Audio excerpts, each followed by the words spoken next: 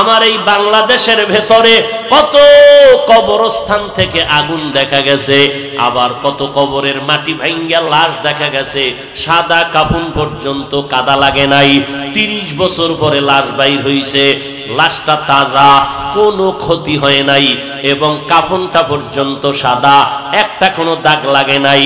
আবার কত কবরে সাপ বিচ্ছু দেখা গেল।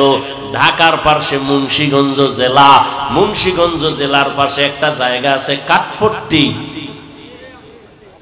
ওই কাঠপট্টিতে এক কোটিপতি ছিল, কাঠের ব্যবসা করত। ওই ব্যবসায়ী দুনিয়ার এমন কোনো অন্যায় নাই, অপরাধ নাই, করে নাই। মসজিদের জন্য টাকা চাইলে গালাগালি করত, যাত্রা প্যান্ডেল করতে গেলে টাকা ঢাইলা দিয়া দিত। ইন্তেকালের পর তার বড় সন্তান যখন কবর খনন করে জানাজা পড়ায় দাফনে গেল, কবরের মধ্যে নামলো বড় সন্তান, বাবার পার্শ্বে নাইমা মাথার কিনারায় নেমে মাথার কাফনের মুষ্টি খুলিয়া এবার দাফন করে চলে গেল অফিসে। কান্না জড়িত কণ্ঠে বসে আছে চুপচাপ। হঠাৎ করে তার পকেটে ছিল টাকার বড় একটা বান্ডিল, খরচাদি দিবে কর্মচারীদেরকে। হঠাৎ তাকায় দেখে পকেটের মধ্যে টাকা দেখা যায় না। কোথায় গেল টাকা? সন্দেহ 100। আমি যে কবরে নামছি ওই জায়গা আমার 1000 টাকার বান্ডিল পড়ে আছে। কবর থেকে টাকা উঠান দরকার, এই টাকা নষ্ট করে লাভ নাই।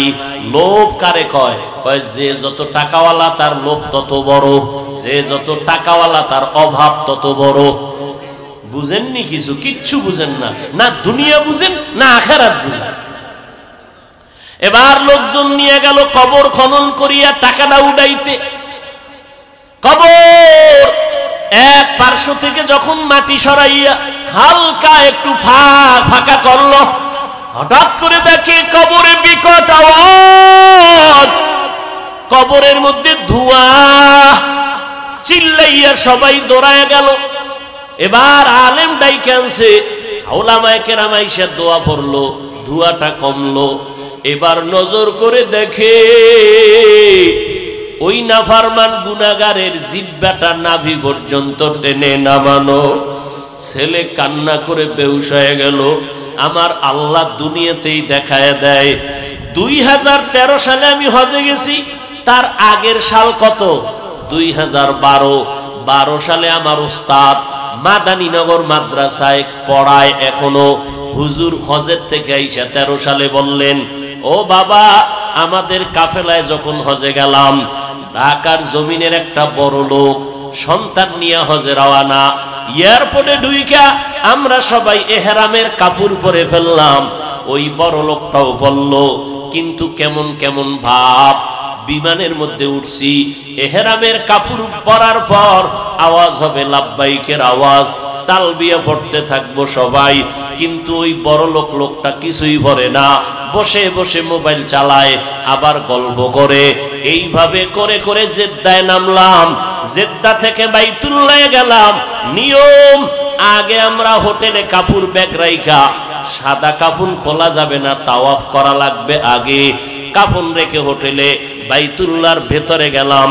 সীমানার মধ্যে বাইতুল্লাহর দিয়ে তাকাইয়া প্রথম নজর পড়া মাত্র নিয়ম হলো দোয়া করো। নজর দিয়া যে কোনো দোয়া করবা সাথে সাথে কবুল হয়ে যাবে। আমরা দোয়া করিয়া এবার তাওয়াফে নামলাম। আল্লাহর কুদরত, ওই বড় লোকটা আমাদের সাথে নামলো। কাবার কাছাকাছি যাওয়া মাত্র একটা দৌড় দিল, দৌড়াইয়া বের হয়ে গেল। সন্তান আর মুআল্লিম দৌড়াইয়া আনলো, দৌড়ে আবার ঢুকায়। কাবার কাছে আসলে দৌড়াইয়া পালায়া যায়। এবার সবাই দৌড়া কয়, হাজী সাহেব আপনার কি হালাত? কয় কেমন বুঝি না, আমি বাইতুল্লাহর কিনারায় গেলে জানি কে যেন আমারে ছুরি দিয়া তাড়ায়া দেয়, আমারে ওখানে দাঁড়াইতেই দেয় না। এইভাবে আর বাইতুল্লাহর গিলাফও ধরতে পারলো না। মিনা মুজদালিফায় কোনো আমল করতেই পারলো না।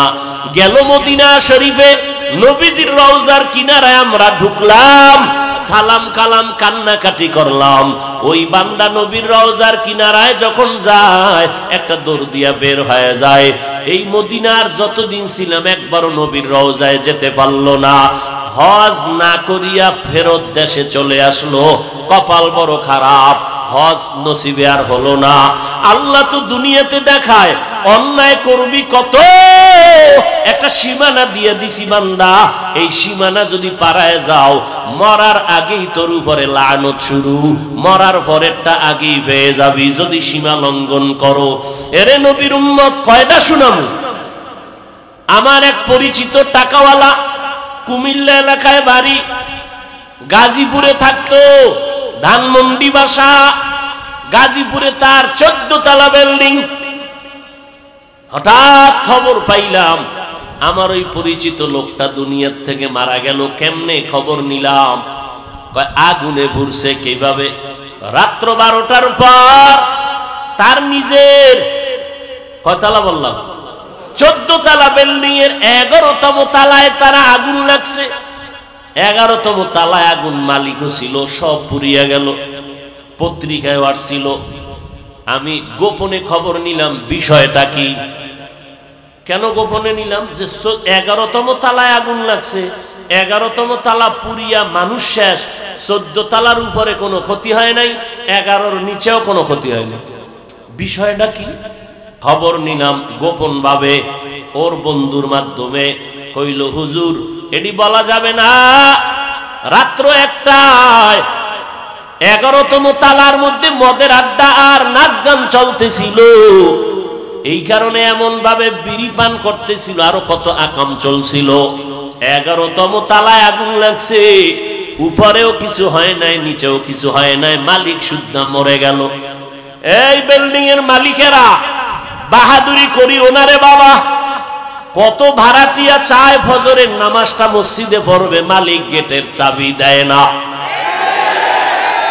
তুই বিল্ডিং এর তলে হইরা মরবি, দোয়া করুম। নিমক হারাম, আল্লাহর দুশমন। নামাজি মানুষ বিল্ডিং এ ভাড়া রাখতে চায় না, এরকমও কুলাঙ্গার আছে না নাই? অথচ ঘরের মধ্যে তুমি বেপর্দা রাখিও না, গুনাহ গুনাহ গুনাহ। একজন নামাজি বান্দা তোমার বিল্ডিং এ ভাড়া, ও নামাজ পড়বে, কোরআন পড়বে, দোয়া করবে। বিল্ডিং এর মেয়াদ যদি ইঞ্জিনিয়ার তোমার 100 বছর দেয়, আল্লাহর কুদরতে আরো 500 বছর বিল্ডিং জিন্দা থাকবে নেক আমলের বরকতে। বাসার মালিকের পানির অভাব নাই, ভাড়াটিয়ারা পানি পায় না। বাসার মালিকের রান্নায় কোনো সমস্যা নাই, গ্যাস দুমদাম চলে, ভাড়াটিয়া পায় না। আরে আমি তো দেশেই গজব লাগছে। নাই নাই নাই নাই নাই, কি নাই কি নাই, এক সময় দেখবেন আমনেরাও নাই। নাই নাই এর স্লোগান, কিচ্ছু নাই কিচ্ছু নাই, শান্তি নাই শান্তি নাই, মরণের উপরে মরণ, মরণের উপরে মরণ, এক সময় দেখবেন আমরা কেউ নাই।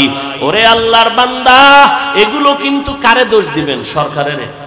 এমন ফিডা দরকার যেটি কয় না সব সরকারের অন্যায়, ইচ্ছা রকম ফিডাইতে যদি পারতাম তো ক্ষমতা তো আর আমার হাতে নেই।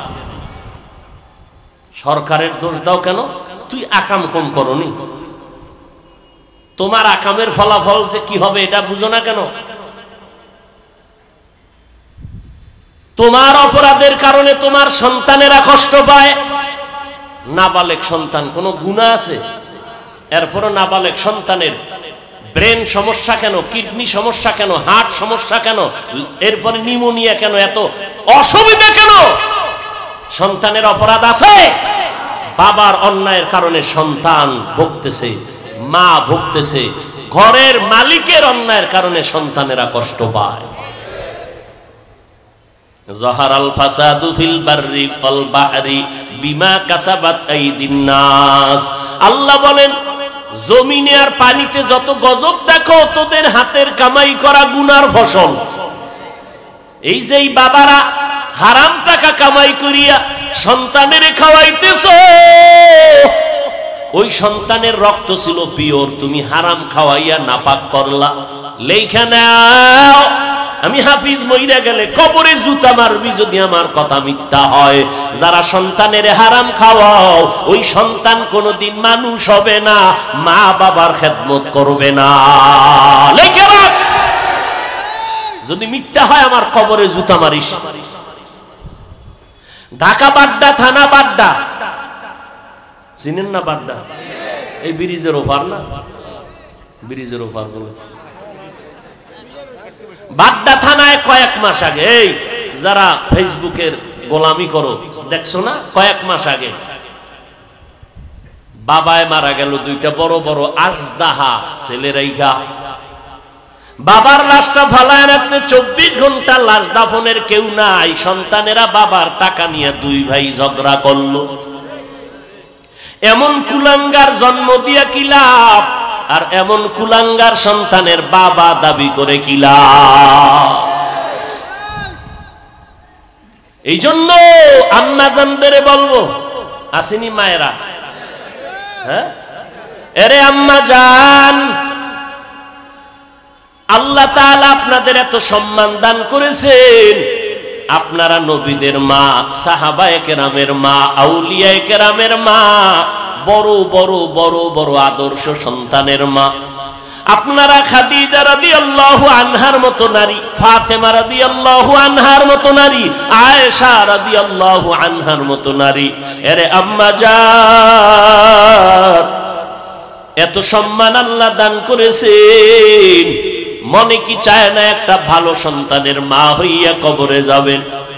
সন্তানের ডাক্তার বানাবেন, তবে দাবি এতটুকু, বেয়াদব বানাবেন না।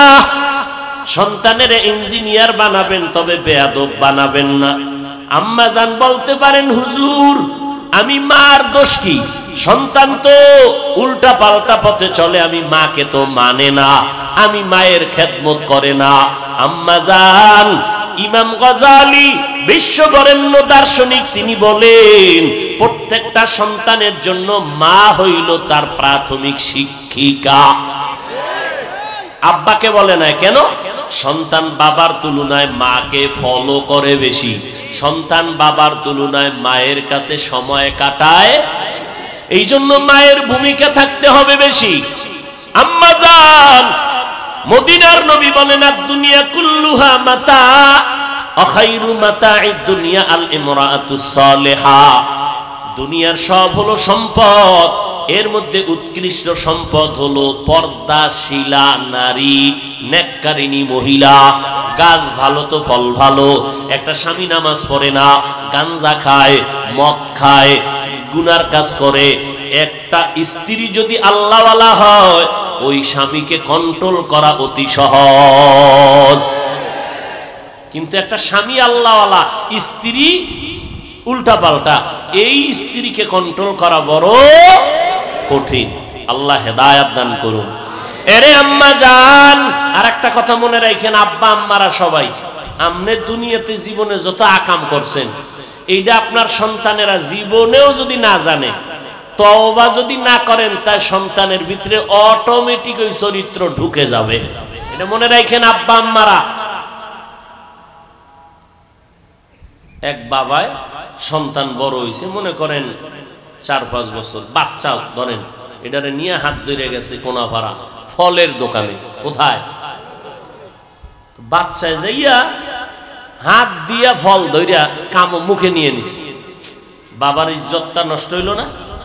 বাবায় কেনাকাটি বাদ দিয়া ক্ষমা চাইয়া দোকানওয়ালার কাছে, ভাই মাপ চাই, চলেন পরে আসবো।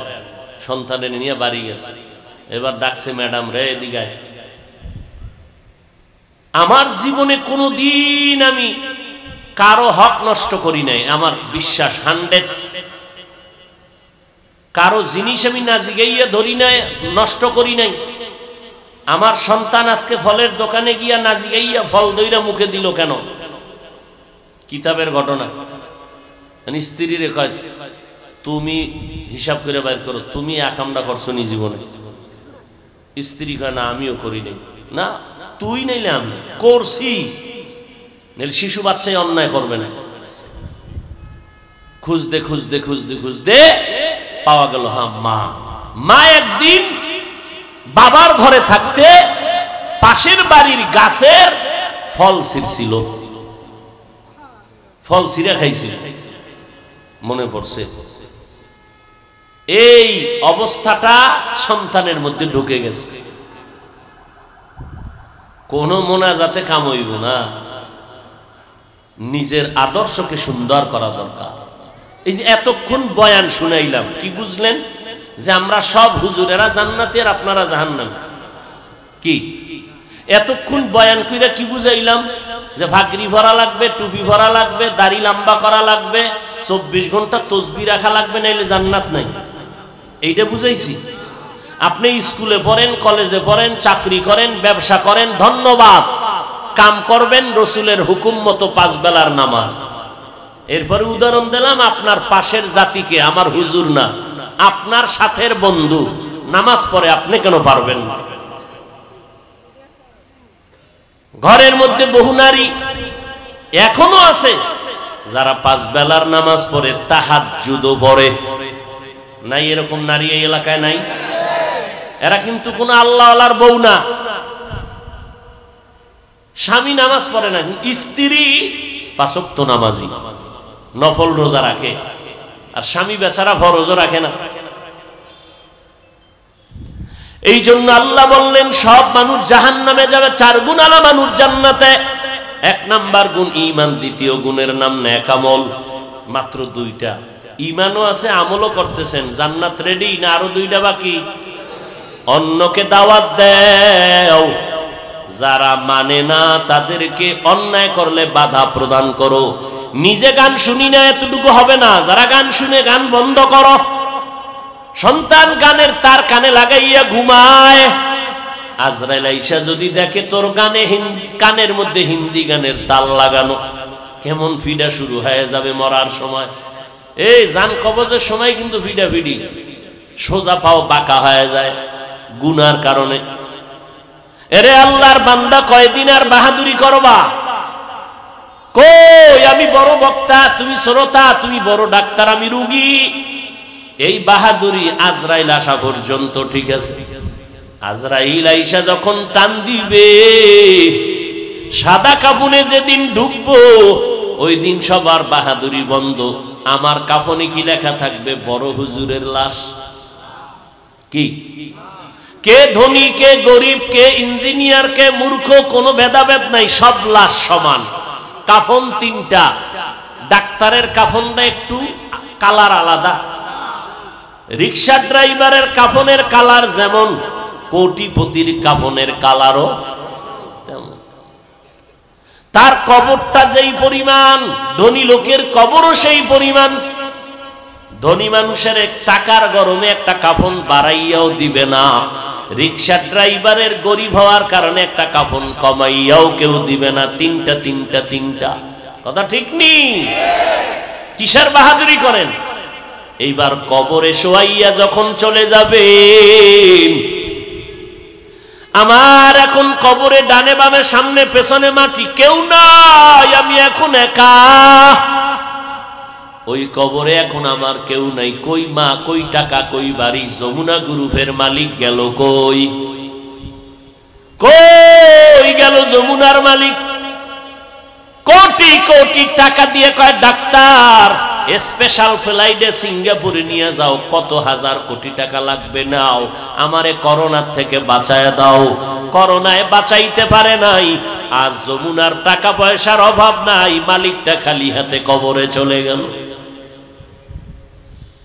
কিসের বাহাদুরি করো রে বাবা? আল্লাহর কাছে মাথা নত করো, তওবা করো।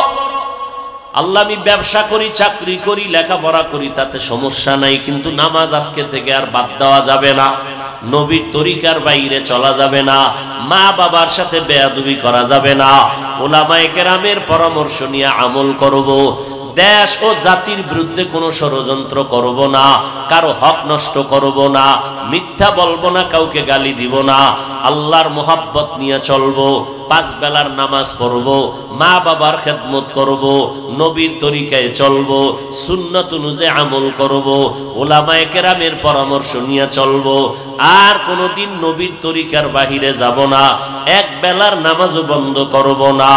তওবা করার যদি নিয়ত হয়, মনে মনে আমার আল্লাহকে বলো, হে মালিক, এই ময়দানে আমার মতো গুনাহগার কেউ নাই, আয় আল্লাহ, আজকে তওবার নিয়ত করে ফেললাম, সামনে 1 বেলার নামাজও বন্ধ রাখবো না, আর কোনোদিন অন্যের হক নষ্ট করব না, গীবত শেকায়েত মিথ্যা গালাগালি করে জবানটাকে নাপাক করব না, মা বাবার সাথে বেয়াদবি করিয়া অন্যায় করিয়া বরদোয়া নিব না, ওলামায়ে কেরামের পরামর্শ নিয়ে চলবো, নবীর তরিকায় চলবো, দেশ জাতির বিরুদ্ধে কোনো ষড়যন্ত্র করব না।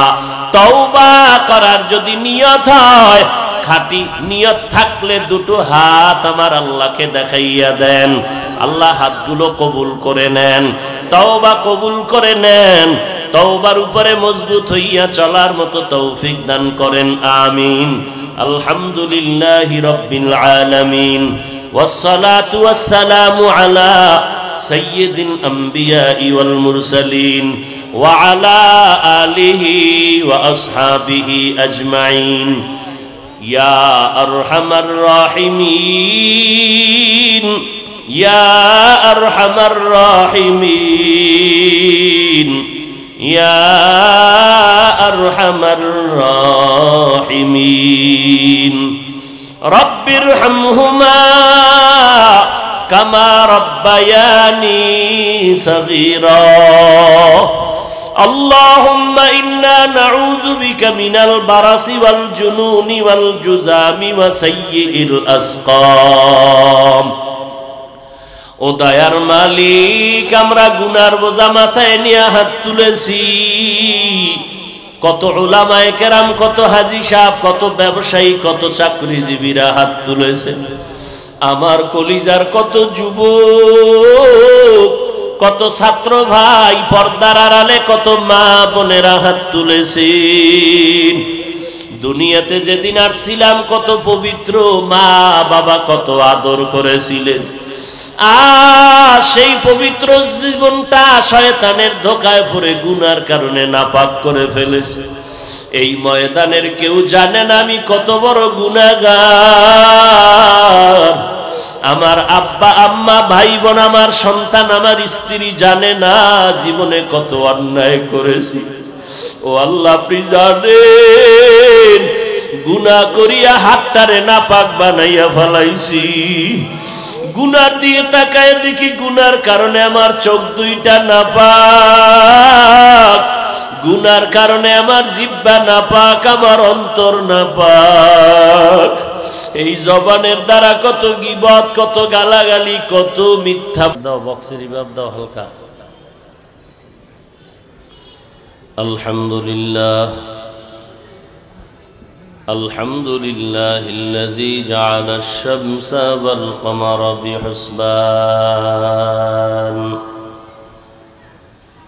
والنجم والشجر يسجدان وفضل زمانا على زمان كما فضل مكانا على مكان وإنسانا على إنسان ونشهد أن لا إله إلا الله وحده لا شريك له لا ضد له ولا ند له ولا مثل له ونشهد أن سيدنا وسندنا وحبيب ربنا وطبيبنا وطبيب قلوبنا ومولانا محمدا عبده ورسوله الذي أرسله بالحق بشيرا ونذيرا وداعيا إلى الله بإذنه وسراجا منيرا اللهم صل على محمد النبي الأمي وعلى آله وسلم تسليما اللهم صل على روح محمد في الأرواح وصل على جسد محمد في الأجساد وصل على قلب محمد في القلوب وصل على قبر محمد في القبور وبعد فأعوذ بالله من الشيطان الرجيم بسم الله الرحمن الرحيم والعصر إن الإنسان لفي خسر إلا الذين آمنوا وعملوا الصالحات وتواصوا بالحق وتواصوا بالصبر. وقال النبي صلى الله عليه وآله وسلم كل أمتي يدخلون الجنة إلا من أبى قيل من أبى قال من أطاعني دخل الجنة ومن عصاني فقد أبى أو كما قال النبي عليه الصلاة والسلام. صدق الله مولانا العظيم صدق رسوله النبي الأمي الكريم ونحن على ذلك من الشاهدين والشاكرين والذاكرين والحمد لله رب العالمين. سبحانك لا علم لنا إلا ما علمتنا إنك أنت العليم الحكيم.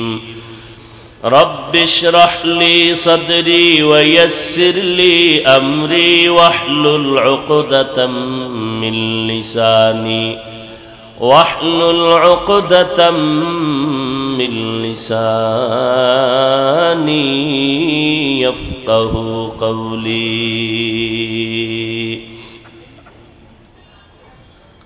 এই কানে সাউন্ড দিতে হইব তো, সাউন্ড কম আসে কানে। কই অপারেটর কই?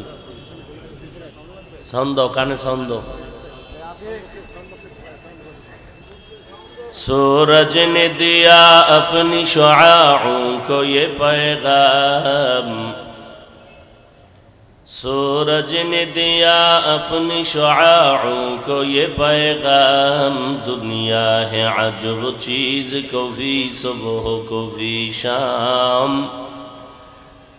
दुनिया है अजब चीज़, कभी सुबह कभी शाम।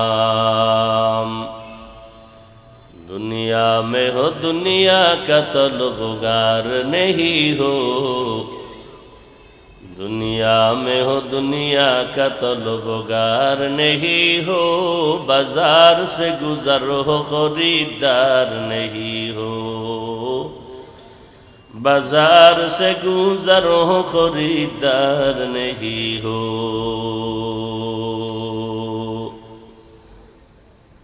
मकबूल है शाद है काबिल तू बहुत है, मकबूल है शाद है काबिल तू बहुत है। आईना के मानिंदे तू नहीं दिल तू बहुत है, आईना के मानिंदे तू नहीं दिल तू बहुत है।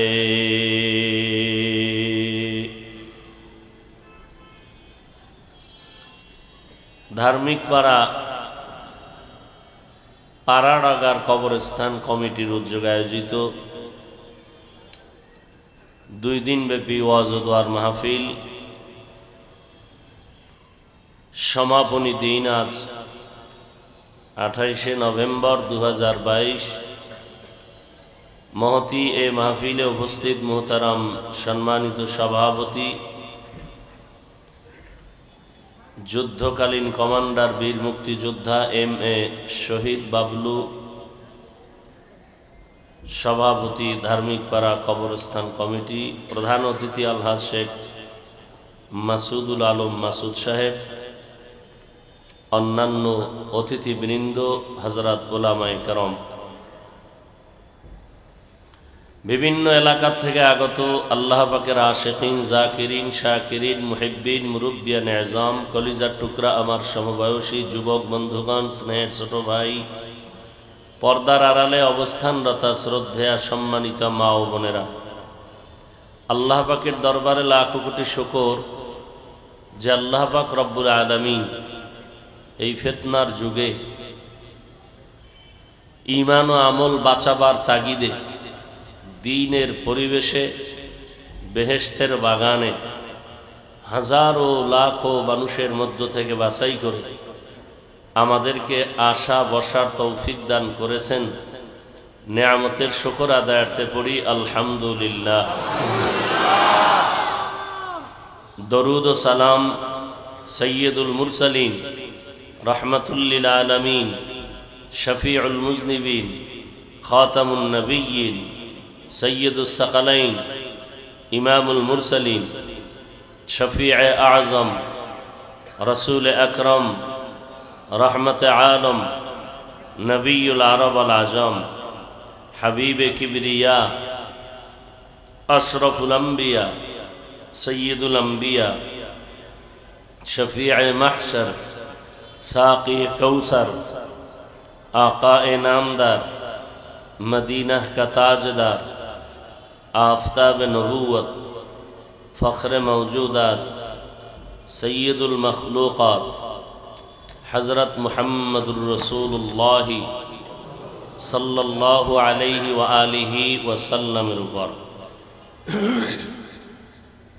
সর্বোপরি শুকর যাদের অক্লান্ত পরিশ্রমে আজ এই সুন্দর আয়োজন, সময় পরামর্শ অর্থ দিয়ে দোয়া করে উপস্থিত হয়ে মাইক, লাইট, প্যান্ডেলের ব্যবস্থাপনার মাধ্যমে সহযোগিতার হাত যারা বাড়িয়েছেন, এলাকার যুবক, বৃদ্ধ, ব্যবসায়ী, শ্রমিক, চাকুরিজীবী, বিভিন্ন শ্রেণী পেশার মানুষ, জনপ্রতিনিধি, প্রশাসন, উলামায়ে হযরত, আইম্মায়ে মাসাজিদ, প্রত্যেককেই আল্লাহ রাব্বুল আলামিনের খেদমতের বরকতে দুনিয়াতে শান্তি, পরকালে চিরমুক্তির ব্যবস্থা করে দিন। গতকাল এবং আজ দেশের শীর্ষস্থানীয় ওলামায়ে কেরামদের পবিত্র জবানে কোরআন সুন্নাহ ভিত্তিক দিক নির্দেশনামূলক আলোচনা আপনারা শুনতেছিলেন। কমায় দেন, এটা কমায় দেন। আজ আমি আপনাদের দোয়া নেওয়ার আশায় সংক্ষিপ্ত কিছু আলোচনা করে বিদায় নেওয়ার নিয়তে কোরআনে হাকিমের শেষের দিকে একটি সূরা, সূরাতুল আসর তেলাওয়াত করেছি। রাসূল আরবি সাল্লাল্লাহু আলাইহি ওয়া আলিহি ওয়াসাল্লামের অসংখ্য অগণিত অমীয় বাণী, হাদিস শরীফের মধ্য থেকে একটি হাদিস পড়েছি। আয়াত ও হাদিসের আলোকে ইখলাস ও রুহানিয়াতের সমন্বয় কিছু কথা বলার মতো, শুনবার মতো আমাকে এবং আপনাদের সকলকেই আল্লাহ পাক তৌফিক দান করেন। ওয়াল আসর, আসরের শপথ, ইন্নাল ইনসানা লাফি খুসর, নিশ্চিত পৃথিবীর সমস্ত ইনসান ক্ষতিগ্রস্ত, জাহান্নামী, ইল্লাল্লাযীনা আমানু, কিন্তু যারা ঈমান আনায়ন করবেন, ওয়া আমিলুস সালিহাত, আমলে সালেহ করবেন, ওয়া তাওয়াসাউ বিল হক, এবং ঈমান আমলের দাওয়াত অন্যকে দিবেন, ওয়া তাওয়াসাউ বিস সবর, এবং যারা ঈমান আমলের বিরুদ্ধাচরণকারী এদেরকে বাধা প্রদানে ধৈর্য ধারণ করবেন। এই গুণে গুণান্বিতরা ব্যতীত বাকি সমস্ত ইনসান জাহান্নামী, ক্ষতিগ্রস্ত। নবীজি বলেন, কুল্লু উম্মতি ইয়াদখুলুনাল জান্নাহ ইল্লা মান আবা, পৃথিবীর সমস্ত উম্মত জান্নাতি, কিন্তু আমি মুহাম্মদকে যারা মানে না এরা ব্যতীত। কিলা মান আবা, সাহাবায়ে কেরাম বললেন, রসুল আপনাকে মানে না কারা? ক্বালা, নবীজি বললেন, মান আতাআনি দাখালাল জান্নাহ, যারা আমি মুহাম্মদের অনুসরণ করে তারা জান্নাতি। ওয়ামান আসানি ফাকাদ আবা, যারা আমার অনুসরণের বিরুদ্ধে চলে তারা আমাকে অস্বীকারী হিসাবে জান্নাতে যাবে না। সূরাতুল আসর কোরআন শরীফের ছোট একটি সূরা। কোরআন শরীফ অনেকে পড়তে না জানলেও শুনতে শুনতেই সূরাটা অনেকেই মুখস্থ করেছেন। সূরাটা যদিও ছোট, কিন্তু এর রহস্য, এর মহত্ব অনেক অনেক বেশি। চার মাযহাবের চার ইমামের একজন ইমাম শাফিঈ রহমাতুল্লাহ আলাইহি বলেন, রব্বুল আলামিন যদি কোরআন শরীফের মধ্যে শুধু এই সূরাটাই দিতেন, আর কোনো আয়াত বা সূরা অবতীর্ণ নাও করতেন, আর দুনিয়ার মানুষ যদি এই সূরাটার উপরে আমল করত, জীবন চালাইতো এই সূরা অনুযায়ী, তাহলে সে বিনা হিসাবে জান্নাত পেয়ে যাবে। সূরাটার কত মর্যাদা, কত রহস্য। সূরাটার শুরুতে আল্লাহ শপথ করেছেন, আসরের শপথ। আল্লাহ পাক রব্বুল আলামিন এরকম আরো অনেক জায়গায় শপথ করেছেন, ওয়াত-তিনি ওয়াজ-যাইতুন ওয়া তুরি সিনিন ওয়া হাযাল বালাদিল আমিন ওয়াস-সামাই যাতিল বুরুজ ওয়াল ইয়াউমিল মাউউদ ওয়া শাহিদিন ওয়া মাশহুদ লা উকসিমু বিয়াউমিল কিয়ামাহ ওয়া লা উকসিমু বিন-নাফসিল লাওয়ামাহ ওয়াশ-শামসি ওয়া দুহাহা ওয়াল কমারি ইযা তালাহা ওয়ান-নাহারি ইযা জাল্লাহা ওয়াল-লাইলি ইযা ইয়াগশাহা والضحى والليل إذا سجى ما ودعك ربك وما قلى وللآخرة خير لك من الأولى والعصر আল্লাহ শপথ করলেন। আমরাও শপথ করি, মাঝে মাঝে আমরাও কি করি? আমরা কেন শপথ করি? কোনো একটা সন্দেহ যুক্তকে সন্দেহ মুক্ত করার জন্য, কোনো একটা কাজ কথা বিশ্বাস না করলে তখন শপথ করে বলি যে এটা এমনই, তখন মানুষের সন্দেহ দূর হয়ে যায়, কথাটার উপরে বিশ্বাস জন্মে। তো আল্লাহ শপথ করলেন কেন? সন্দেহ দূর করার জন্য। আল্লাহর কোরআনে তো কোনো ভুল নাই, সন্দেহ নাই। আল্লাহ তো চ্যালেঞ্জ দিয়ে দিয়েছেন, জালিকাল কিতাবু লা রাইবা ফিহি, তা এমন একটি কিতাব যার মধ্যে কোনো ভুল নাই। তো কসম খাইলেন কেন? মুফাসসিরিনে কেরাম বলেন, আল্লাহ শপথ করার অনেক কারণের এক কারণ হলো আল্লাহর সব কথাই গুরুত্বপূর্ণ, তবে কসম যেই জিনিসের উপরে করেছেন ওই জিনিসটা আরেকটু গুরুত্বপূর্ণ, এবং কসমের পরের কথাগুলো গুরুত্বপূর্ণ, এদিকে মানুষের মনকে আকৃষ্ট করার জন্য। তো আল্লাহ শপথ করলেন আসরের। বোঝা গেল আসর বড় দামি। আসমানের শপথ করছেন, আসমান বড় দামি। জমিনের শপথ করেছেন, জমিন বড় দামি।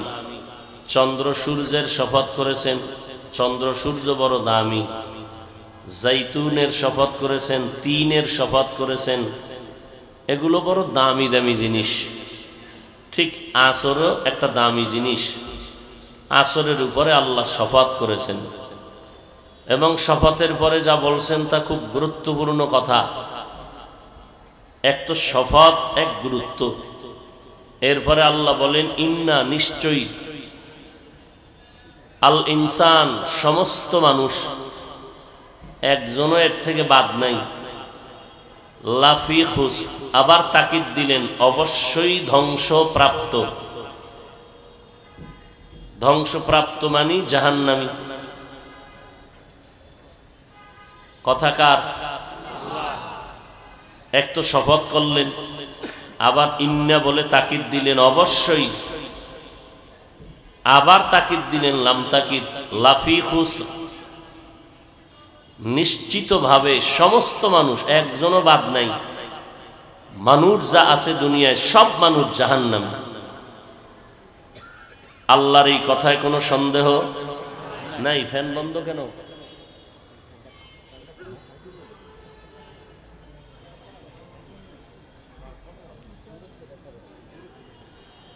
এখন কেউ যদি চিন্তা করে আল্লাহর কথা তো সত্য, কসম খাইলেন, তাকিদ দিলেন, সন্দেহ নাই, তাহলে আর নামাজ রোজা করে কি লাভ?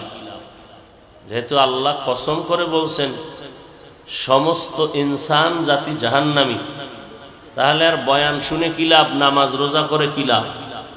কথা কি শেষ না আরো আছে? আরো আছে কেমনে বুঝলাম? আল্লাহ বলেন ইল্লা, কিন্তু। তাহলে কিন্তুর পরে কথা আরো আছে। আল্লাহ বলেন সব মানুষ জাহান্নামে যাবে, কিন্তু 4 গুণওয়ালা মানুষ জান্নাতে যাবে। কয় গুণ? 4 গুণ।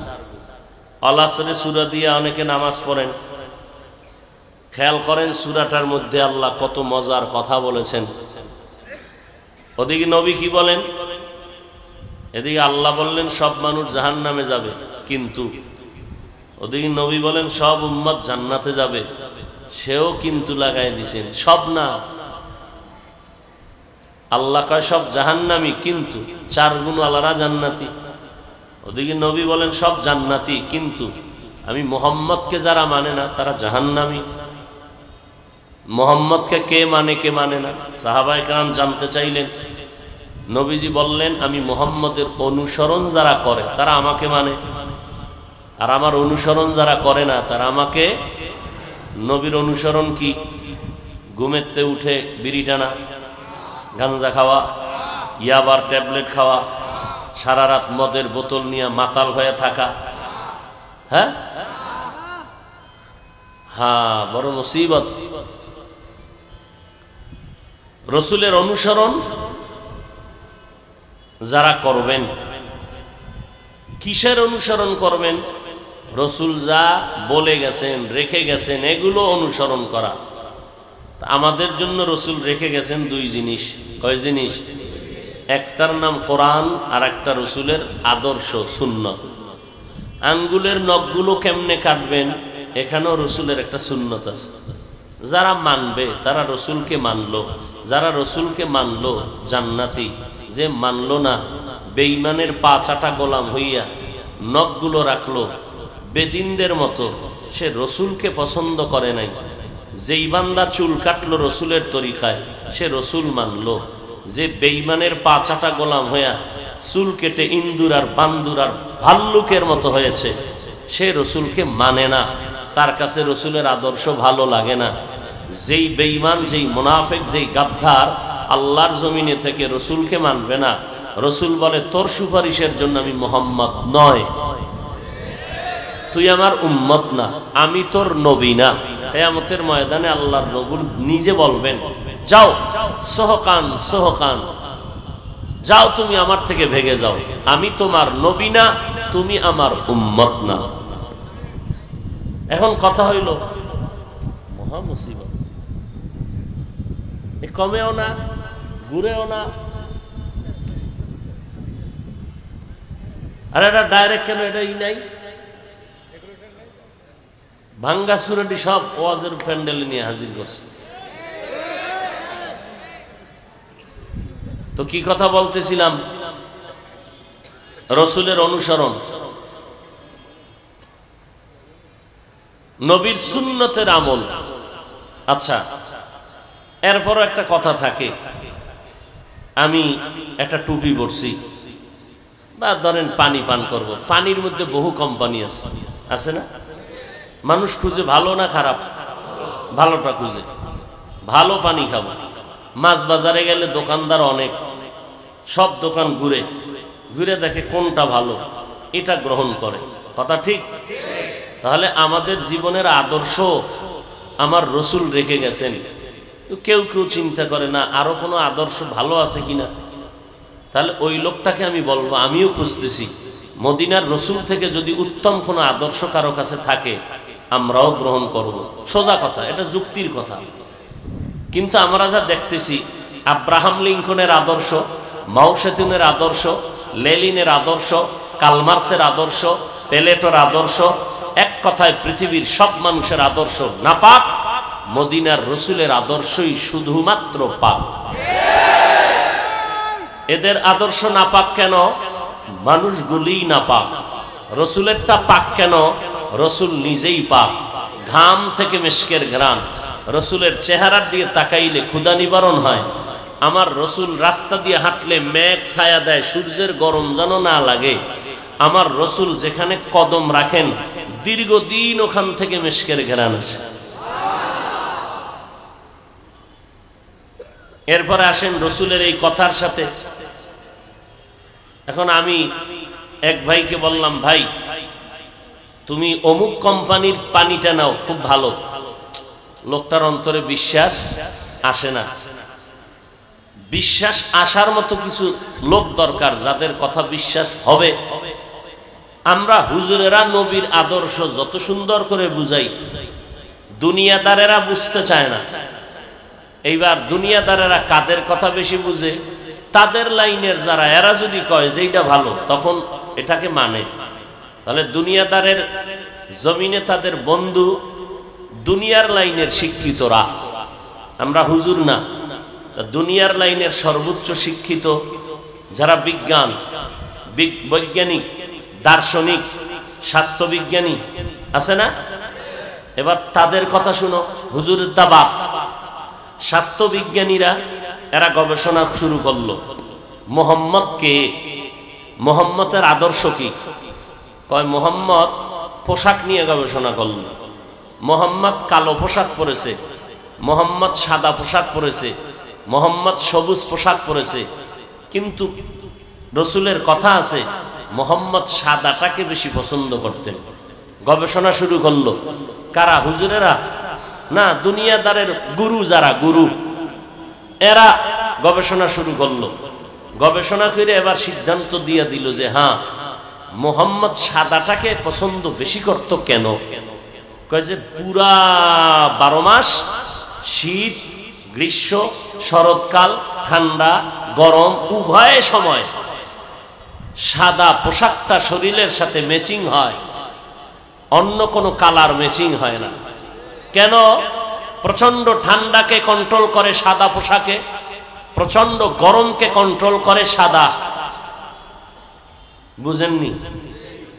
একজনারে বললাম, ভাই আমার একটা গাড়ি দরকার, আমি কালোকে পছন্দ করি। কেন হুজুর? কালো নিবেন না। কি নিবেন? সাদা। কেন ভাই? হুজুর সাদার মধ্যে গরমের তাপ কম। গরমের, এটা আমাকে হুজুরগো কথা না, যারা গাড়ি বিক্রি করে অভিজ্ঞ এরা বলছে। চিন্তা করলাম বিজ্ঞানীদের কথাও ঠিক, এও আমাকে পরামর্শ দিল সাদার কথা, এর কথাও ঠিক। এবার হুজুরেরটা বাদ। হুজুরগো না মানলে কোনো মানুষকে আমরা খারাপ বলার উপায় নেই, কিন্তু বিজ্ঞানীদের কথা যে মানবে না, ও মানুষ না, ও পশু। কি? পশু। বিজ্ঞানীরা গবেষণা করলো মোহাম্মদ মেসওয়াককে এত গুরুত্ব দিত কেন? বিজ্ঞান ও কোরআন এগুলো একটা বই আছে, এখন বাংলায় বেরোইছে। সব বিজ্ঞানীরা থিওরি দিছে। মোহাম্মদ সব কাজগুলো এরা গবেষণা করে একটা একটা দেখছে। মোহাম্মদ মেসওয়াক, এই যে সরকার কইছে, পুলিশে কইছে, এই জন্য এখন হাত ধোয়। আমরা হুজুরেরা 20 বছরে না করছি, তারা 1 বছরে হাত ধুইতে ধুইতে এর পশম উঠায় ফেলাইছে হাতে। কেন? সরকার কইছে। এত বছর যে হুজুরেরা কইছে এতে কানে ঢুকে নাই। সরকার কইছে হাত ধো নাইলে মরবি, পুলিশে কইছে হাতের কবজা পর্যন্ত ধো নাইলে মরবা। সাবান দিয়া ধুইয়া আবার মেডিসিন লাগায়, কি জানি ওটারে কয়, এইটা লাগায়। আর হুজুরেরা যে আজীবন চিল্লাইলো খানা খাইতে যদি বসো হাতের কবজা পর্যন্ত দুইবার, দোনো হাত দুইবার, যেই প্লেটে ভাত নিবা ওই প্লেটে না। মদিনার সুন্নত, রসুলের সুন্নত হলো খানা যেই প্লেটে নিবা এর অন্য পাত্রে তুমি দোনো হাতের কবজা দুইবা, শুধু আঙ্গুল না পুরো কবজা পর্যন্ত। এরপরে খানা শুরু করবা। আবার খানার শেষে দোনো হাতের কবজা দুইবা অন্য পাত্রে, খানার প্লেটে নয়। খানার প্লেটের সব অংশ চেটে আঙ্গুল দিয়া তুমি পরিষ্কার পরিচ্ছন্ন করবা, কারণ খানার মধ্যে আল্লাহর রহমত নাজিল হয়। কিন্তু যেই চোরার ঘরের চোরা খাই সুদের টাকায় ভাত, ওর খানায় রহমত আসবে কোথার থেকে? আসবে? ও তো খাইতেছে না পাক, ওর রক্ত না পাক, ওর জিন্দেগি বরবাদ। সুদের সাথে যারা জড়িত, আল্লাহ বলে, রসুল জানায় দেন, আমি আল্লাহ দুই দল মানুষের সাথে যুদ্ধ করব, এরা সৃষ্টির নিকৃষ্ট বেঈমান, এদের মতো চরিত্র খারাপ আর কোন মানুষের নাই। এজন্য আমি আল্লাহ রেডি এদের সাথে যুদ্ধ করব। কয় দল? এক দল সুদখোর আর এক দল আল্লাহওয়ালাদের দুশমন, ওলিয়াউলিয়ার দুশমন। সুদখোরের কথা আছে সূরা বাকারা, ওলিয়াউলিয়ার কথা আছে বুখারী শরীফে। কেন আল্লাহ যুদ্ধ করবে সুদখোরদের সাথে? কয় যে সুদের এত বড় মারাত্মক অন্যায় যে কোন মহিলারা সুদের সাথে জড়িত থাকলে 24 ঘন্টা তার জন্মদাতা বাবার সাথে জিনার গুনাহ লেখা হয়। কোন পুরুষ যদি সুদের সাথে জড়িত থাকে 24 ঘন্টার প্রত্যেকটা সেকেন্ড তার গর্ভধারিণী মায়ের সাথে জিনার গুনাহ হয়। আল্লাহ কয়, তুই বেঈমান মায়ের সাথে জিনার গুনাহ করবি আর তোরে আমি সালাম দিব, তুই রেডি থাক, আমি আল্লাহ যুদ্ধ করব। আয়াত শুনো, ইয়া আইয়ুহাল্লাযীনা আমানুত্তাকুল্লাহ ওয়া যারু মা বাকিয়া মিনার রিবা ইন কুনতুম মুমিনিন। যদি বান্দা মুমিন হও, আল্লাহর ভয়ে সুদের থেকে বেঁচে থাকো, কারণ সুদের খাতায় নাম থাকবে, জীবনে কোনো নামাজ কবুল হবে না, কোরআন তেলাওয়াত করবা কবুল হবে না, বাইতুল্লাহ গিয়া হজ করবা একটা লাব্বাইক কবুল হবে না, মাদ্রাসা বানায় দাও সওয়াব পাবে না, মসজিদ বানাইলেও সওয়াব পাবে না, একটা মোনাজাত জীবনে কবুল হবে না। আল্লাহ কোরআনে বলেন, তওবা না করে যদি মরে যাও, আমি আল্লাহ চিরস্থায়ী জাহান্নাম তোমার জন্য বানায় রাখলাম। এত মারাত্মক অপরাধ। সূরা বাকারা 275 নাম্বার, মিনাল্লাহি ওয়া রাসূলিহি, আল্লাহ এবং রসুলের পক্ষ থেকে অপেক্ষায় থাকো, আল্লাহ তোমার সাথে যুদ্ধ করবেন। কি পরিমাণ রাগ আল্লাহ হইলে যুদ্ধের ঘোষণা দিলেন কোরআনে স্পষ্ট। কোরআনের বাইরে বয়ান করুন না ভিতরে, বুঝেছ করেন? কিন্তু কোরআনের ভিতর থেকে বয়ান করবো না বাইরে। ভিতরে করলে কিন্তু জ্বলবে, বাইরের বয়ানে কোনো জ্বলাজ্বলি নেই। আমরা কোরআন হাদিস, অনেকে বলে হুজুর কোরআন হাদিসের বাইরে করবেন না, ভিতরে করলেই সুদখোরের বিরুদ্ধে বলতেই হবে, কারণ কোরআন সুদখোরের পক্ষে না। কোরআন হাদিসের ভিতর দিয়া বয়ান করলে বেপরদাওয়ালাদের বিরুদ্ধে বয়ান করতে হবে, কারণ কোরআন বেপরদাওয়ালার পক্ষে না। কোরআন হাদিসের ভিতর থেকে বয়ান করলে দুর্নীতিবাজ, ডাকাত, চোর এদের বিরুদ্ধে বয়ান করতে হবে, কারণ চোর ডাকাতের পক্ষে কোরআন শরীফ। আচ্ছা, আর কোরআন শরীফের মধ্য থেকে এই বয়ানগুলো কেন করব? বয়ানের মাকসাদ কি? হাকিমুল উম্মত, যাকে কলবের ডাক্তার বলা হয়, আশরাফ আলী থানভী বলেন, দুনিয়ার ওয়াজ মাহফিলের প্যান্ডেল এটা অপারেশন থিয়েটার। আপনাদের কোনাপাড়ার হসপিটালে দেহের অপারেশন হয়, আর ওয়াজ মাহফিলের প্যান্ডেলে রুহের অপারেশন হয়। ডাক্তারের কাছে গেছি আমি রোগ নিয়ে, ডাক্তার সাহেব আমার পেটের ভিতরে সমস্যা, খাইলেই মাথা গরম, পেট বিষ করে, বাথরুমে গেলে ঘুমে ধরে, কেন কি করি এখন? ডাক্তার আমার চিকিৎসা না করে সে আমার সাথে পাতলা আলাপ শুরু করলো, তোমার বয়স কত, বাড়ি কই, তোমার আব্বা কি করে, মা কি করে, কাহিনী শুরু করছে। আধা ঘন্টা নাই। কোন মানুষ এগুলো পছন্দ করবে? ডাক্তারের কাম কি? দ্রুত প্রেসক্রিপশন দিয়া, সুন্দর রোগটা ধরিয়া ঔষধ দিবে, আমি বাসায় গিয়া ঔষধ সেবন করব, আমার রোগ থেকে আমি মুক্তি পাবো। এ তো ডাক্তারের কাজ। সারা দুনিয়ার মানুষের রুহের ডাক্তার কোরআন হাদিস ওয়ালা ওলামায়ে আহলে হক।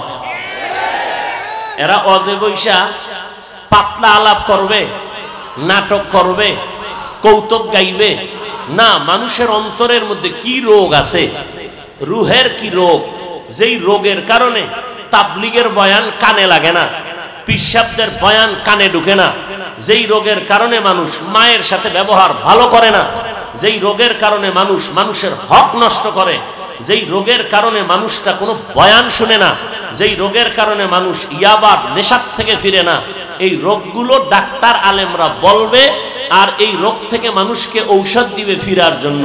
এটা হইল ওয়াজের আসল কাম। বয়ে বয়ে যদি কৌতুক করে আধা ঘন্টা কাটায় দেই তো ওয়াজের প্যান্ডেল কৌতুকের জায়গা, তো কৌতুক শিল্পীকে উপায় কি? ওয়াজের প্যান্ডেলে যদি সিনেমার মতো নাচানাচি করি তাহলে সিনেমা হলদের উপায় কি? ওয়াজের প্যান্ডেলে মানুষের রুহের ঔষধ না দিয়া, জাহান্নামের বয়ান না করে, নামাজ রোজার ফজিলতের বয়ান না করে যদি নাটকের মতো হাসাহাসি করি তাহলে দুনিয়া আর ওয়াজ মাহফিলের ব্যবধান রইল কি? আল্লাহ হেদায়াত দান করুন। আমাদের বক্তাদেরকে আল্লাহ আগে হেদায়াত দান করুন, এরপরে আপনাদেরকে আল্লাহ হেদায়াত দান করুন। হায় হায় হায়, বয়ান করতেছি, সুযোগ পাইলে নামাজ পড়বেন, সুযোগ পাইছেন কাজা নামাজ পড়বেন। কত নামাজ পড়েন নাই জীবনে? সব নামাজ, ফজর কাজা, জোহর কাজা, আসর কাজা, কাজা নামাজ পড়বেন। কারণ আপনার জীবনে কাজা আছে, ওই কাজার এইখান নফল পড়লে আল্লাহ অত খুশি না। আগে কাজা শেষ করো। বলে কেমনে ভরুম? জীবনে 1000 রাকাত নামাজ খুঁয়ে দিছি, পড়তে থাকো। বান্দার কাজ চেষ্টা করা, আস-সাইয়ু মিন্নি আল ইতমামু মিনাল্লাহ। আমার কাজ চেষ্টা করা, পুরা করবেন কে? আল্লাহ। জীবনে যত ফজর কাজা করেছি শয়তানের দোকায় পড়ে ওই জীবনের প্রথম দিনের ফজরের কাজা এখন আদায় করতেছি। আবার যখন সুযোগ পাবো, আল্লাহ জীবনে যত জোহরের নামাজ কাজা করছি ওই জীবনের প্রথম জোহরের কাজা আজকে আদায় করতেছি। আবার ওই জোহরের দ্বিতীয় দিনের কাজা আজকে আদায় করতেছি। এইভাবে কাজা ভরো। সুযোগ পাইলে বান্দা মা বাবার খেদমত করো, সুযোগ পাইলে বান্দা তুমি জিকির করো, সুযোগ পাইলে কোরআন তেলাওয়াত করো। দোকানে বসে আছো, কোনো মানুষ নাই, বসে বসে তুমি কোরআন তেলাওয়াত করো। পারি না বললে হবে না। বান্দা তুমি ইন্না আতাইনা সূরাও যদি পারো পড়ো, যদি কুল হুয়াল্লাহ সূরাটা পারো পড়ো, যদি আলহামদু সূরা পারো পড়ো। কিছুই যদি না পারো বিসমিল্লাহির রহমানির রহিম শুধু এতটুকুই পড়ো, পড়তেই থাকো। যদি এতর পরে কিছুক্ষণ জিকিরের পরে ভাল লাগে না, এবার আরেকটা সিঁড়ির মধ্যে যাও। কি করবা? বসে বসে তুমি আল্লাহর জিকির করো। লা ইলাহা ইল্লাল্লাহ। কার জিকির? আল্লাহর। কোন মানুষের জিকিরের দরকার? জিকির করতে থাকো। জিকিরও করা শেষ, আধা ঘন্টা করছে, আর কত? এবার বাদ দে। এবার আবার 5 মিনিট নবীর উপরে দরুদ পড়ো, সাল্লাল্লাহু আলাইহি ওয়াসাল্লাম, সাল্লাল্লাহু আলাইহি ওয়াসাল্লাম। বসে বসে সময় কাটাও, নেক আমলে কাটাও। নামাজের আজান হবে, নামাজে যাও। ও বান্দা তুমি কোরআন পড়ো। সুযোগ যদি পাও তুমি নবীর উপরে দরুদ সালাম পড়ো। মানুষের পায় ধরে ধরে বিনয়ের সাথে আমলের দিকে ডাকতেছি। মানুষ যেন গুনাহ থেকে বাঁচতে পারে, মানুষ যেন বেশি বেশি নামাজের দিকে আসে, কোরআন তেলাওয়াতের দিকে আসে, জাহান্নাম থেকে বাঁচতে পারে। কিন্তু আরেক দল টুপিওয়ালারা ময়দানে নাইমা কয় বেশি আমলের দরকার নাই, কাজা নামাজ লাগবে না। আওয়ামী লীগওয়ালারা কিন্তু কয় নাই, বিএমপি ওয়ালারাও না। এই ভেজাল লাগাইছে কারা? আমগো মতো টুপিওয়ালা মাওলানা, আবার ইসলামের ব্যানারও আছে, আছে না নাই? এরা বলে কাজা নামাজ লাগবে না, জুমার নামাজের আগে সুন্নত লাগে না। তোমার এই ফতুয়া কেউ জিগাইছে যে জুমার আগে সুন্নত পড়বো না, না পড়লে জাহান্নামে যাব? এই মাস্তানি কেন করে? আবার টুপিওয়ালারা বয়ান করে নবীর উপরে দরুদ পড়ো বেশি, আমরা বুঝাই। আর এক মাওলানা টুপিওয়ালা ব্যানার লাগায় কয় নবীরা ভুল করেছেন, আল্লাহ ভুল করাইছেন। কেন এই বয়ান এই প্যান্ডেলে দিলে লাভ কি? ইসলামের কোনো লাভ আছে? নবীরা ভুল করছেন, আল্লাহ করাইছেন, এই বয়ান দিলে ইসলামের লাভ কি? এই যুবকেরা বল, কি লাভ? কি নবীরা ভুল করছেন এই কথা মাঠে বললে ইসলামের উপকার কি আছে? কোনো উপকার? তাহলে আকামগুলো কেন করে হযরতেরা? হযরতেরা আকাম করার পেছনে কারণ হইল আর মুরব্বীরাও আকাম করে গেছে, মুরব্বীরাও আকাম করে গেছে। আর এক টুপিওয়ালা মোল্লা মাওলানা নাম ধারণ করিয়া কয় কোরআন শরীফে ১৫০০ বছর পর্যন্ত কেউ ভুল পায় নাই। আমগো সোনার বাংলার টুপিওয়ালায় কয় কোরআনে ভেজাল আছে। কি নাউজুবিল্লাহ! একটু চিন্তা কইরা কইতেছেন যে আমগো হুজুরে যদি কইয়ালায়, চিন্তা করে যে আমগো বক্তা কয়, যেই বক্তা আমাগো, তা তো আর নাউজুবিল্লাহ বলা যাবে না।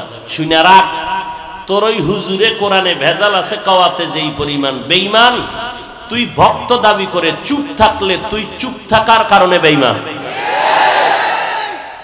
কোরআনে ভেজাল আছে কেউ যদি মনে মনে ধারণা করে, ওর ঈমান আছে? জোরে বলেন। আওয়ামী লীগওয়ালারা কইছে এই কথা, ইসলামের ব্যানারওয়ালা ভণ্ড মাওলানারা বলছে। এরা কি হক না ভণ্ড? আমি এতক্ষণ কি বললাম? কোরআন পড়েন, সূরা ফাতিহা পড়েন। একদল হুজুর এখন রাস্তায় নাই না, পর্ব আকারে বয়ান দিতেছে ইউটিউবে। কি কোরআনের অর্থ যদি না জানো পড়ে লাভ নাই। অনেক ভাই চিন্তা করে আমার ব্যবসা চাকরির কারণে জীবনে কোরআনও পড়তে পারুম না, ব্যাখ্যাও জানবো না, পড়াও হবে না।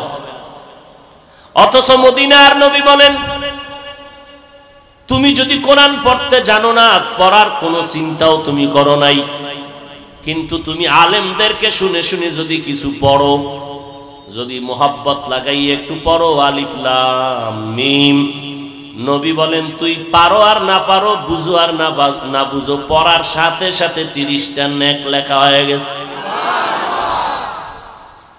নামাজের মধ্যে দাঁড়ায় পড়ছো এক একটা অক্ষরে 100, নামাজের মধ্যে বইয়া কোরআনের আয়াত পড়ছো এক অক্ষরে 100 নেক। শুধু তাই না, আমি বসে বসে স্টেজে পড়তেছি, আপনারা চুপ করে শুনবেন।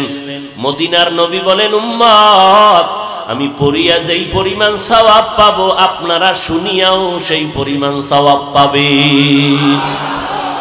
এখন কোন টুপিওয়ালা যদি বলে কোরআনের অর্থ না জানিয়া পড়লে লাভ নাই, তাকে ভণ্ড না বললে ঈমান আর বাঁচে না। চট্টগ্রামে এক মাজার আছে, মাজারের খনি সিলেট চট্টগ্রাম, কথা ঠিক না? ঢাকাতেও আছে গোলাপ শাহর মাজার, শাহ আলীর মাজার আছে না নাই? শুধু আছে নাকি, লক্ষ কোটি টাকা ইনকাম দৈনিক। এই চট্টগ্রামের এক মাজারে লেখা পাগড়িওয়ালা জুতা চোর থেকে সাবধান। কিওয়ালা? পাগড়িওয়ালা। আর আমি ওই স্লোগানের সাথে মিলাইয়া বলি, এই জাতি, ইসলামের ব্যানারওয়ালা ভণ্ড থেকে সাবধান।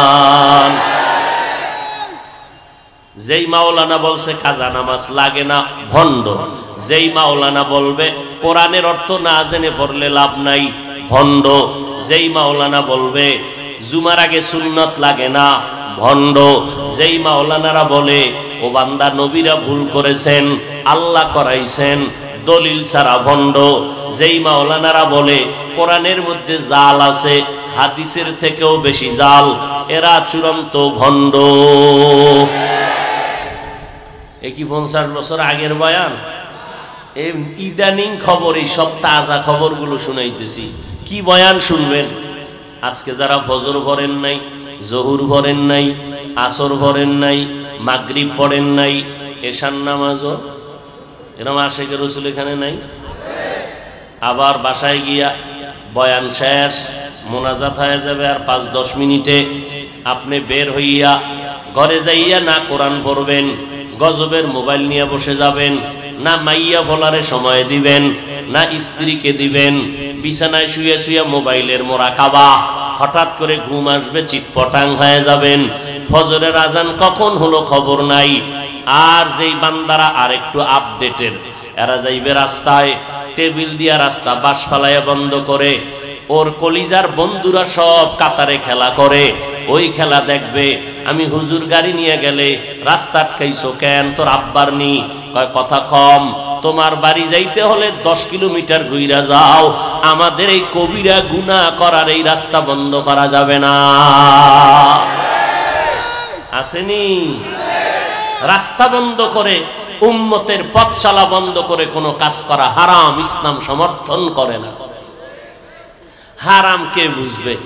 হ্যাঁ, যেই লোকটা 24 ঘন্টা হারামের পর্দার ভিতরে আছে, রে হারামের বয়ান করলে কি না করলে, ওই এক চোরায় মদ খায়, মদ তো মোষগুলো খুব বড়, মোষ এখন উঁচু করে এরপরে মদের বোতল ভিতরে ঢুকায় খুব খাইতেছে। একজনে কয় মোচ উঁচু করে এরকম কষ্ট করো কেন? কয় হুজুরেরা ফতুয়া দিছে মোষ ভিজলে মাকরু হবে। পান করে কি? মদ। সে মাকরু থেকে মোষ আলগি দিয়া এরপরে মদ পান করে। আমাদের মুসলমানের অবস্থা কি এমন? কেমন? নামাজ না পড়লেও ঈমান ঠিক, নামাজ না পড়লেও ঈমান ঠিক। এই লোকটারে ঈমানের বয়ান করলে কিভাবে অন্তরে ঢুকবে আল্লাহই ভালো জানে। যেই মানুষটা মনে করে আমরা নামাজ না পড়লেও হুজুরগো থেকে ভালো, তাহলে ওই লোকটার অন্তরে হুজুরদের বয়ান ঢুকবে না, কারণ হুজুরদের প্রতি ওর শ্রদ্ধা নাই। কারণ নিজে মনে করে আমি নামাজ না পড়লে আমি হুজুরগো থেকে ভালো, তাহলে হুজুরদের বয়ান ওর অন্তরে ঢুকবে। হ্যাঁ, এই জন্য জান্নাত পাওয়া বড়ই কঠিন, বড়ই কঠিন। ওয়াল আসর, আসরের শপথ, ইন্নাল ইনসানা লাফি খুসর। আল্লাহ পাক বলেন সব মানুষগুলো জাহান্নামে যাবে, কিন্তু 4 গুণওয়ালা মানুষ জান্নাতে যাবে। কয় গুণ? খেয়াল করেন, ইল্লাল্লাযীনা আমানু, 1 নাম্বার গুণের নাম পরিশুদ্ধ ঈমান, ওয়া আমিলুস সলিহাত, 2 নাম্বার গুণের নাম হলো নেক আমল। এই ঈমান আর আমল, এই 2টা গুণের সম্পর্ক বান্দার সাথে আল্লাহর। ঈমানও আছে, আমলও করি, এরপরেও আল আসরে সূরায় বলে জান্নাত পাওয়া যাবে না, গুণ লাগবে 4টা। ঈমান আছে, আমল করি, এরপরও জান্নাত না। আল্লাহ বলেন আরো 2টা দায়িত্ব তোমার আছে। ঈমান আমলের দাওয়াত অন্যকে দাও, আবার ঈমান আমলের বিরুদ্ধে যারা আচরণ করে এদের বাধা দাও। তাহলে আরো 2 দায়িত্ব আছে। অতএব যারা ঈমান আছে, নামাজ পড়েন, পর্দা করেন, বাহাদুরি করা যাবে না যে আমি জান্নাতি, কারণ আমার আরো 2টা দায়িত্ব আছে। ঈমান আমলের দাওয়াত অন্যকে দেওয়া, অন্যকে দিব, তার মানে কি? অন্য কারা? অন্যদের মধ্যে 1 নম্বরে হলো আমার আহাল পরিবার। কারণ এদেশের কোন হুজুর, এদেশের সব মানুষ যদি আল্লাহ না করুন বুঝাবার স্বার্থে বলি জাহান্নামী হয়ে যায়, আপনাদের একজনকেও জিজ্ঞাসা করা হবে না বাংলাদেশের মানুষগুলো কেন জাহান্নামে গেল, কিন্তু ভালো করে কলবে রেকর্ড করে নাও। কিয়ামতের দিন যদি আপনার সন্তান আল্লাহর আসামির কাঠগড়ায় আটকায় যায়, আপনার ছেলে মেয়ে স্ত্রী, আল্লাহর কসম আপনি স্বামী হইয়া জবাব না দিয়া কদম বাড়াতে পারবেন না, বাবা হইয়া সন্তানের জন্য জবাব না দিয়া কদম বাড়াতে পারবেন না। কিয়ামতের দিন আমার আল্লাহ সন্তানদের ডাকবে, আয় নামাজ পড়েছো বলে পড়ি নাই, রোজা রাখছো বলে রাখি নাই, যাকাত দিছো দেই নাই, আল্লাহর হুকুম নবীর তরিকা মানছো মানি নাই কেন? সন্তান কি বলবে আল্লাহ তাও বলে দিলেন। সূরা আহজাব ৬৭ নম্বর আয়াত, রব্বানা ইন্না আতা'না সাদাতানা ওয়া কুবারানা ফাআদাল্লুনাস সাবিলা। আল্লাহ আমার কোনো দোষ নাই, তা দোষ কার? আমার আব্বা আমার আম্মা কোনদিন নামাজের দাওয়াত দেয় নাই, কোরআন তেলাওয়াত শিখায় নাই। আমার আব্বা মাঝে মাঝে জুমার নামাজে যাইতো, আমারে কোনদিন কয় নাই চল বাবা জুমার নামাজে চল। আমার বাবা ফজরের নামাজ পড়তো, আমারে কোনদিন ডাকে নাই। রমাজান চলতেছিল, আমার মা সাহারি খাইয়া রোজা রাখছে, আব্বাও রাখছে, একদিনও আমারে উঠায় নাই। মা একদিন ডাক দিয়ে কয় বাবা 2 একটা রোজা রাখ। আব্বা ধমক দিয়ে কয় খবরদার সন্তানটারে রোজা রাখাইস না, শরীরটা নষ্ট হয়ে যাবে, চেহারা নষ্ট হয়ে যাবে। আমার বাবার কারণে আমি একটা রোজাও রাখতে পারি নাই। আল্লাহ গো, আমার কোনো দোষ নাই, আমার মুরব্বীরা আমাকে জাহান্নামের পথে চালাইছে। আমি জীবনে জানতাম না কেমনে লোন উঠাইতে হয়, কেমনে সুদ খাইতে হয়। আমার বাবায় দইরা দইরা হাতে কলমে আমারে সুদ খাওয়ার রাস্তা চিনাইছে। এইভাবে হারাম খাবি, এইভাবে হারামের রাস্তায় যাবি, কেউ যেন টের না পায়। আল্লাহ গো, আমার কোনো দোষ নাই। এবার আল্লাহ বলবেন, আমি তো তোরে ভালো মন্দ যাচাই করার বিবেক দিয়েছিলাম। হ্যাঁ দিছিলেন, বিবেক দিয়া ভালোটা গ্রহণ করো নাই কেন? সন্তান তখন দুর্বলতা প্রকাশ করে বলবে, আল্লাহ গো, আমি আমার বিবেকের সাথে একটু দুর্বলতা করেছি, আমি ঠিক সৎ ব্যবহার করি নাই। বিবেক দিয়ে যদি একটু ভালো পথে চেষ্টা করলে চলতে পারতাম। আল্লাহ, আমার ভুল হয়ে গেছে। আমার আল্লাহ তখন বলবে, ইন্নাস সামআ ওয়াল বাসারা ওয়াল ফুআদ কুল্লু উলাইকা কানা আনহু মাসউলা। তোর বিবেকের বিচার হবে। সন্তান এবার আল্লাহকে আবদার করবেন, আল্লাহ আমার বিচার যেহেতু করবেন, তবে আমার একটু অনুরোধ হলো, যেই মা বাবা মুরব্বীদের কারণে আজ আমি জাহান্নামের দরজায় আসছি, আমারে যেই বিচার করবেন তার ডবল বিচার আমার মা বাবার করা লাগবে। আল্লাহ তাও কোরআনে বলেন, রব্বানা আতিহিম যিফাইনি মিনাল আযাব ওয়ালআনহুম লা'নান কাবীরা। সন্তান বলবে, আল্লাহ আমার মুরব্বী মা বাবাকে শাস্তি ডবল দাও। এইবার চিন্তা করেন, বাবা হইয়া কি পরিমাণ শান্তিতে আছেন।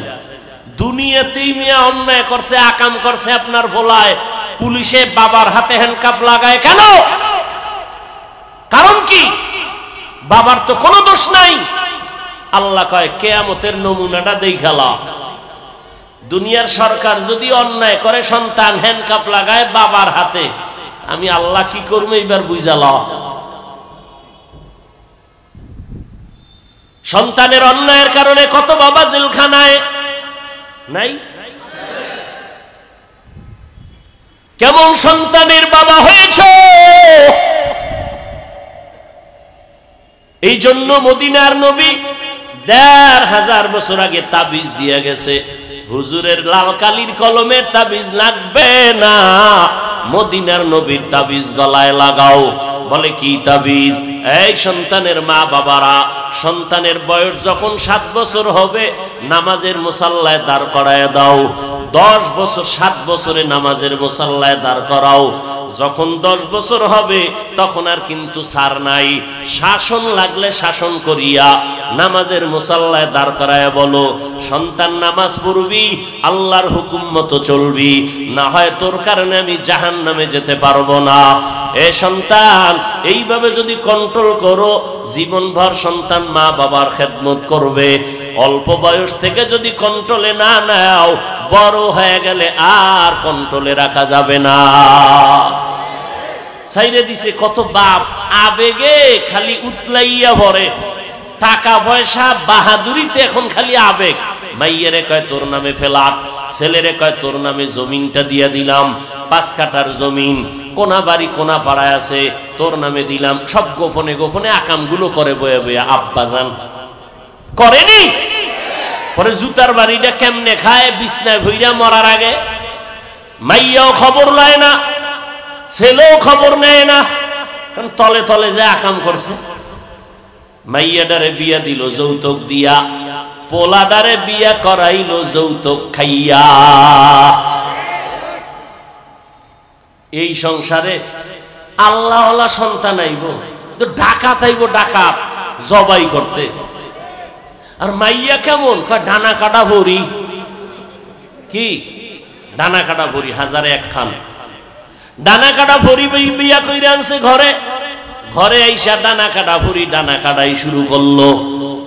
1 মাস যাইতে না যাইতে বউ কয়, তোর মায়ের ডানাটা কাট। কেন? তোর মায়ের ব্যবহার ভালো না। কয়েক মাস পরে কয়, তোর বাপের ডানাও ভালো না, তোর বাবার ডানা আমার পছন্দ না। এবার কি করা যায়? কয় তাড়াতাড়ি চল, ঢাকার ভিতরে আলাদা ফ্ল্যাট লও, তোর মা বাবার সামনে আমি থাকতে পারি না, তোর মা বাবার ডানা কেটে চল। এইবার স্বামী যেহেতু গোলাম হইয়া আইনছে এই মহিলারে, কারণ ওই মহিলার বাবার টাকা খাইয়া আনছে, এখন গরম কথাও বলতে পারে না।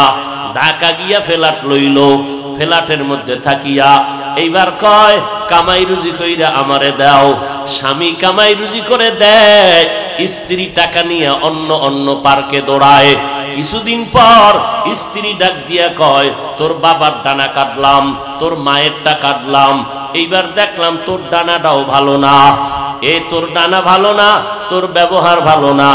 কয়েকদিন ঘুরাইয়া আদা জল খাওয়াইয়া অন্য রাস্তায় হিজরত করে দৌড়ায় যায়। ডানা কাটা ভরি তো ডানাই কাটবে, এটা তো তার চরিত্রই।